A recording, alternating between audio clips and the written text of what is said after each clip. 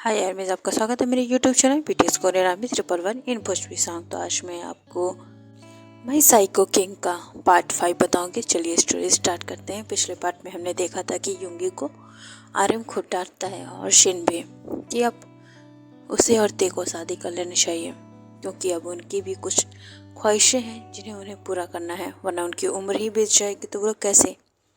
लेकिन यहाँ पर युंगी जो कि सैवरेज ही होता है, उसे तो बिल्कुल भी फ़र्क नहीं पड़ता है। लेकिन पास में कोई होता है जो युंगी को चिढ़ाते हुए कहता है, तो युंगी भाई आप शादी कर क्यों नहीं लेते, कब तक मॉम डैड को इस तरीके से परेशान करेंगे।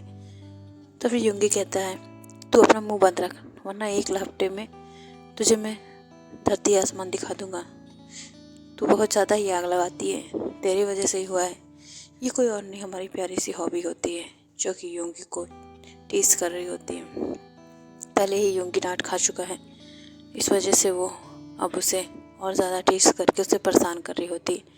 इन दोनों में बहुत लड़ाइयाँ होती हैं, कभी कभी तो ये दोनों एक दूसरे को मारने लगते हैं। लेकिन अब इन दोनों के रिश्ते को ऐसे ही निभाना है, भाई बहन का रिश्ता ही ऐसा होता है। अब युंगी कुछ नहीं करता और अपने रूम में चला जाता है, क्योंकि वो बिल्कुल ही इन सब चीज़ों में इंटरेस्टेड नहीं था। यहाँ पर हम देखते हैं कि ते जो कि अब जेके को लेकर अपने सियोल पैलेस में आ चुका था, जो कि बहुत ज़्यादा ही बड़ा होता है। अब जेके देखकर शौक हो जाती है कि ये कितना ज़्यादा ही बड़ा और सुंदर है। लेकिन वो यहाँ से फिर भी भागना चाहती थी, क्योंकि उसे ते बिल्कुल पसंद नहीं था, उसे हेट करती थी। और वैसे ही अब कोई होता है जो जेके के पीछे हाथ धोकर पड़ चुका था, और वो कहता है कि तुम्हें तो मैं अपना बना कर ही रहूँगा और तुमसे मेरी हो।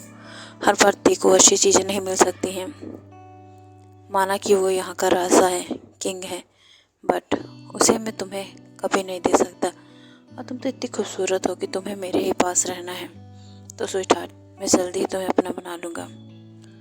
ये सब सोच कर वो डेविल स्माइल देता है और कहता है कि जल्द ही तुम्हें मैं उस इम्तिहान से अलग कर देता हूँ, जिससे कि तुम बहुत ज़्यादा ही खुश हो जाओगी और मेरे पास रहोगी।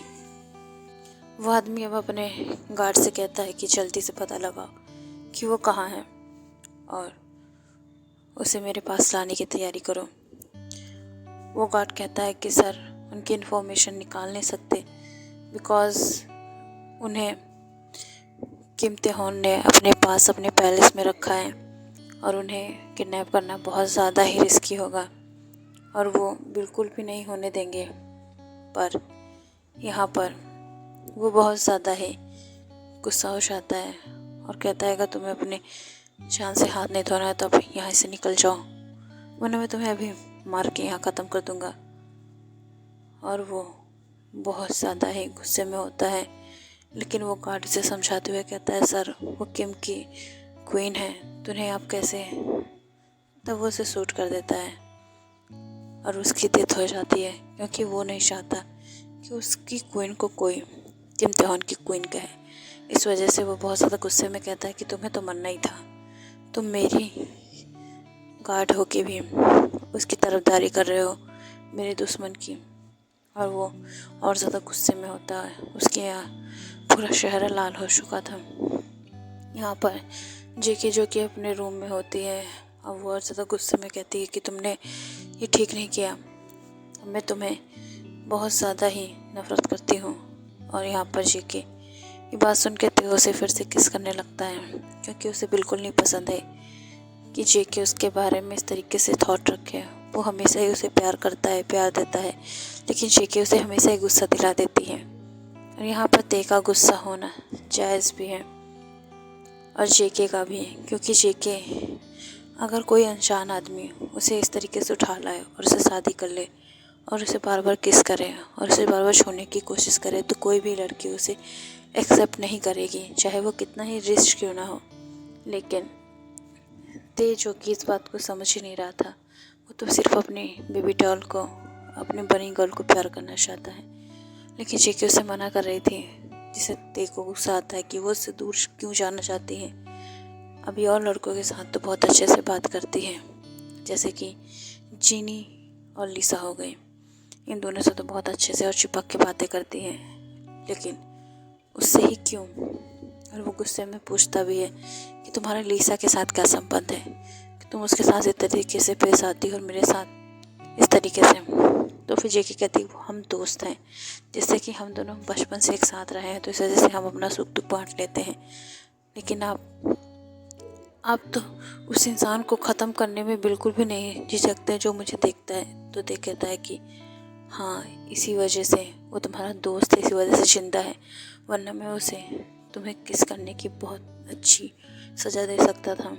जिस तरीके से वो तुम्हारे फोरहेड पे किस करता है मुझे बिल्कुल नहीं पसंद है, क्योंकि अब तुम सिर्फ मेरी हो। तुम्हारी रूह, तुम्हारी आत्मा, तुम्हारा जिस्म और तुम्हारे हर वर्ड सब मेरे हैं। तुम मेरे लिए बोलोगी, सिर्फ मेरे लिए। और खबरदार, तुमने किसी और को अपने करीब भी आने दिया या फिर किसी ने तुम्हें आँख उठा कर देखा भी, तो मैं उसकी आँखें ना निकाल लूँ, तो मेरा नाम भी किम्तिहान नहीं। जेके तो जान ही चुकी थी कि किम्तिहान आखिर चीज़ क्या है। वो गुस्से में बहुत ज़्यादा डेविल हो जाता है, और वो अभी तो किम्तिहान का सिर्फ एक ही पहलू देख पाई है, जो कि उसके लिए इतना ज़्यादा पॉजिटिव है कि किसी को उसकी नज़रें भी जेके को वह बर्दाश्त नहीं होती, तो फिर किसी का छूना कैसे कर सकता है। और जेके यही सुन के बहुत ज़्यादा ही उससे डरती है, लेकिन ते हमेशा ही जेके को कंफर्टेबल फील कराने की कोशिश करता है। लेकिन जेके जब उससे दूर जाती है तो फिर उसे बिल्कुल भी रहीस नहीं होती है और बिल्कुल भी वो बर्दाश्त नहीं कर पाता है। ऐसे ही ते फिर से जेके को किस करता है, लेकिन जेके जो कि उसे खुद से दूर ढकेल देती है, और जेके के दूर ढकेलने से ते उससे बहुत ज़्यादा दूर चला जाता है और उसे और ज़्यादा गुस्सा आता है। वो फिर दुगनी स्पीड में जेके को किस करता है और जेके रो रही होती है और उसे बहुत ज़्यादा दूर कर रही होती है, पर जेके की इन हरकतों से ते को कोई फ़र्क नहीं पड़ता है। ते तो आखिर ते ही है, वो बिल्कुल ही अपनी क्वीन के साथ इस तरीके से बर्ताव करने से पीछे नहीं हटता, क्योंकि वो अपना प्यार उसे दिखाना चाहता है। लेकिन जेके ही है जो उसके प्यार को इग्नोर कर रही है। ऐसे ही दिन बीतते जा रहे थे और जेके को भी ते के लिए कुछ फीलिंग्स आती जा रही थी, क्योंकि जेके भी अब समझ पा रही थी कि उसका हबी उसके लिए बहुत ज़्यादा ही पॉजिटिव है, जिस वजह से उसे दूर जाना बिल्कुल भी बर्दाश्त नहीं कर सकता। ऐसे ही अब 2-3 दिन हो जाते हैं। जेके ऐसे अपने रूम में बैठी होती है और अपने फ़ोन को यूज़ कर रही होती है, और अब हम दूसरे साइड देखते हैं कि कोई था जो कि बहुत ज़्यादा परेशान था, और वो लिसा थी जो कि अपना सामान पैक कर रही होती है और कह रही होती है कि मुझे जल्द से जल्द जाना होता है। लेकिन उसके कंधे पे कोई हाथ रख के कहता है कि कहाँ जा रहे हो। तो फिर वो जिमिन होती है, तो जिमिन को देख के कहता है कि मैं जा रहा हूँ जेके को बचाने, और वहाँ पे बहुत ज़्यादा खतरा होगा, इस वजह से तो मेरी फ़िक्र मत करना। तो फिर जिमिन कहती है क्यों, मैं भी चलूँगी, आखिर वो भी तो मेरी दोस्त ही है।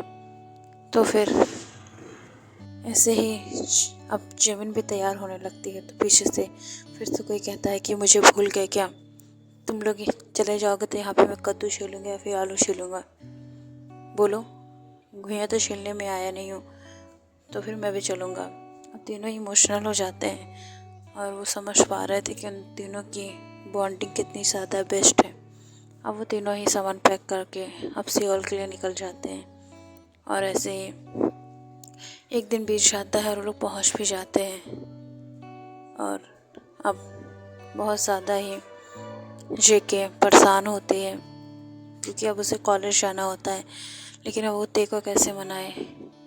ऐसे ही फिर से ते आता है और उससे बातें करता है, तो जेके मुंह बना के उससे बातें करती है और उसे बिल्कुल भी भाव नहीं देती है। जेके की इन हरकतों से ते को गुस्सा आता है, क्योंकि जेके ढंग से खाना भी नहीं खाती है और ते उसे अपनी हाथों से अपनी गोद में बैठा के हमेशा खाना खिलाता है, जिस वजह से ते की इस हरकतों से जेके को थोड़ा सा फीलिंग्स आ रही होती है।